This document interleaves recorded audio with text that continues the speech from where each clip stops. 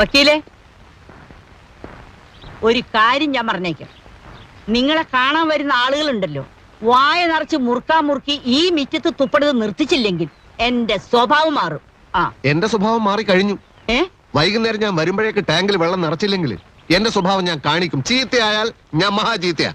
ഈ തള്ളയുടെ ധിക്കാരം അവസാനിപ്പിക്കാതെ നമുക്ക് ഇവിടെ സ്വൈരായി ജീവിക്കാൻ പറ്റില്ല. ഞാൻ മേലാണെങ്കിൽ അത് തിന്നത്രേ. അതിന് ഈ തള്ളക്ക് എന്താ ചെയ്തോ? ആരാണ് നിന്റെ തള്ള?